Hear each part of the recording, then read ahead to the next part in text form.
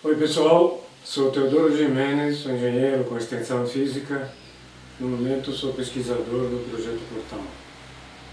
Vou falar hoje sobre argila, do ponto de vista de um pesquisador. E para isso eu tenho que falar de erosão e intemperismo.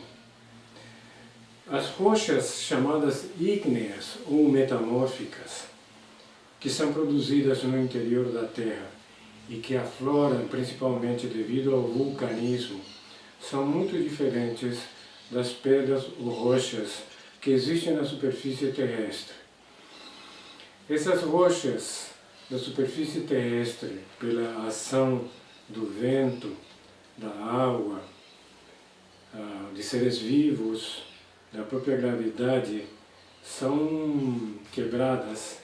E esses detritos são depois conduzidos a outros locais, sedimentados e depositados, não no local original, mas eventualmente longe, através de correntes de água, de rios. Enfim, são sedimentações chamadas secundárias. As primárias são do próprio local onde ficam essas sedimentações das pedras que saíram, que afloraram inicialmente do interior da Terra, sob pressões extremas. O intemperismo que atua então depois sobre essas pedras e essas rochas são de três tipos. O intemperismo físico, que é produzido principalmente pela temperatura. Essa temperatura, quando os cristais de quartzo das pedras ou rochas elevam sua temperatura sob o Sol, e elas se expandem 3 vezes além de sua estrutura original. Isto eventualmente cria uma ruptura da própria pedra ou rocha, criando os detritos. O intemperismo químico é produzido pela água, com alto teor de ácido carbônico e também com ácidos da decomposição de plantas. Quimicamente atua sobre as pedras, fazendo com que elas também se quebrem, se rompam ou adotem outra estrutura físico-química. Agora, um intemperismo biológico é produzido, por exemplo, pelas raízes das plantas, que entrando nas pedras, quebra elas também, e também algumas bactérias que atuam bastante forte. Mas no final, o que sobra do chamado intemperismo são basicamente as composições das pedras ou rocha em quartzo, sílica livre ou feldspato, que são silicatos de alumínio. E esta composição é o que chamamos de argila. A argila é um componente, nesse momento, fundamental, consumido por todo tipo de indústria. Tanto a indústria de cerâmica, que utiliza as facilidades físico-químicas da argila, e também a indústria de cosméticos e a indústria medicinal. É por isso que, hoje em dia, a argila tem um alto valor comercial. Mas ainda se a argila foi chamada argila especial. Essa argila especial tem componentes químicos muito específicos e são consideradas terra rara. Existem poucos locais no planeta, a gente conhece principalmente na China e no Brasil, talvez no Rio Grande do Sul e em Natal. Os componentes da argila que são muito interessantes são a radioatividade e o eletromagnetismo. A radioatividade por causa eventualmente dos elementos mais pesados da tabela química, que faz com que essa radiação, que são ondas eletromagnéticas de grande velocidade e energia, são espalhadas através dos isótopos dos elementos químicos. E entre eles eu vou falar do hidrogênio. O hidrogênio pode ser radioativo através do isótopo dele. O que é um isótopo? É simplesmente ter o mesmo número atômico, ou seja, a mesma quantidade de prótons, mas a massa atômica é diferente, ou seja, a quantidade de nêutrons adicionada aos prótons faz com que a massa atômica seja diferente. Assim temos o deutério, que tem nêutron adicional, e o trítio, que tem outros nêutrons adicionais. Esses componentes, o deutério e o trítio, são radioativos. Nós, no nosso conhecimento no Projeto Portal, sabemos que eles, essas propriedades radioativas, fazem com que nós envelheçamos mais. Agora, propriedades eletromagnéticas também dependem dos componentes, dos elementos químicos dentro da composição química da argila. Uma propriedade eletromagnética se dá quando existe um processo de corrente elétrica. E a corrente elétrica, como exemplo, vou utilizar componentes de sódio e potássio. Esses componentes de sódio e potássio são os que existem no axônio dos neurônios, que promovem então a sinapse neuronal, ou seja, há uma velocidade proporcionada pela corrente elétrica na troca de sódio e potássio, que faz com que essa velocidade seja em torno de 700 km por hora. Bom, a argila também tem esses componentes. De alguma forma pode ser que haja uma interferência de frequência eventualmente com o nosso próprio cérebro. Nós vamos procurar esse tipo de atuação.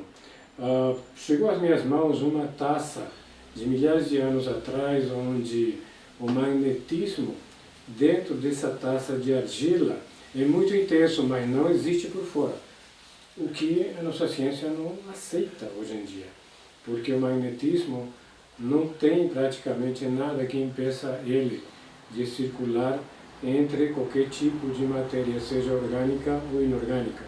Como isso aconteceu, nós não sabemos, mas essa taça é originária do Equador.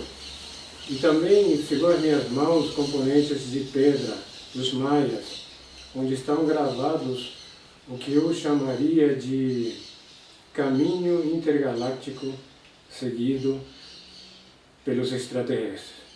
Como nós vamos ter muito tempo em março, é possível que eu consiga explicar isso através de um bate-papo, uma palestra lá na fazenda. Por enquanto, vamos continuar com a argila.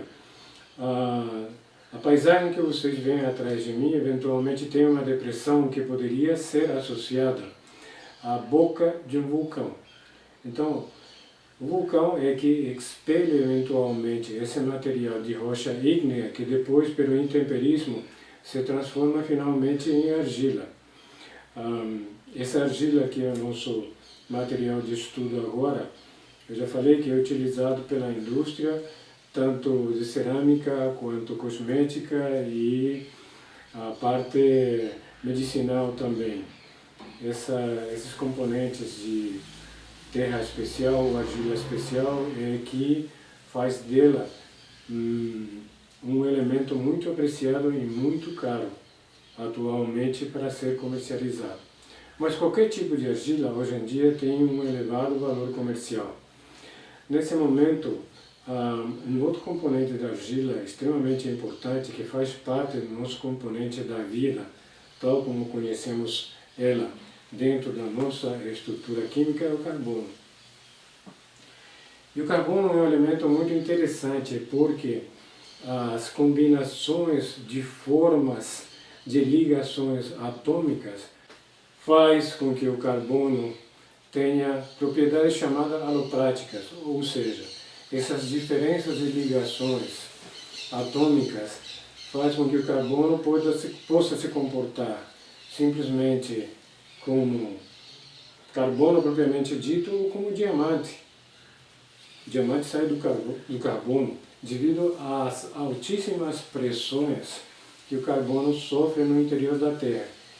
E daí a gente tem então aquelas pedras que podem vir à tona juntamente com a argila e que vocês dimensionais já ouviram falar a respeito. Vocês podem encontrar na internet as diversas cores, diversos tipos de argila. Muito fácil, mas hoje talvez tenhamos que falar um pouco mais da argila vermelha. A argila vermelha, ela ajuda na circulação sanguínea e ela promove o rejuvenescimento.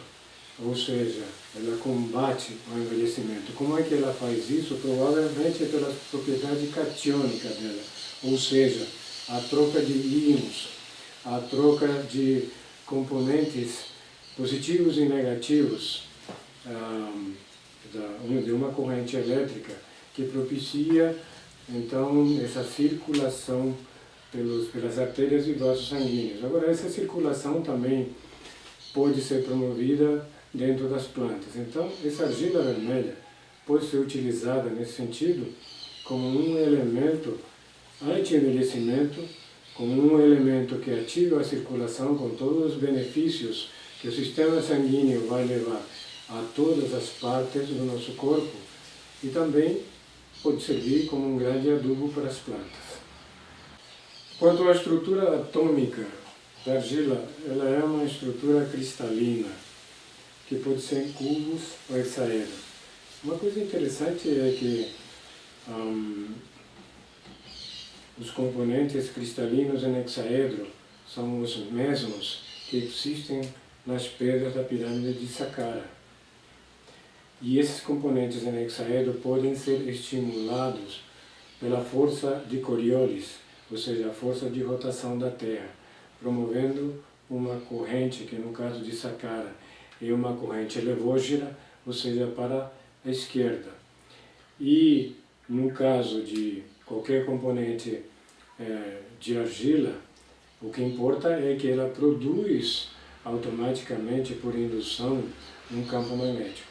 Esse campo magnético é que pode ser utilizado para interagir com as próprias células do nosso corpo, já que sabemos hoje em dia que o nosso próprio DNA é eventualmente ativado pelos fótons, que nada mais é do que um componente magnético, através das ligações mais débeis ou fracas do nosso DNA.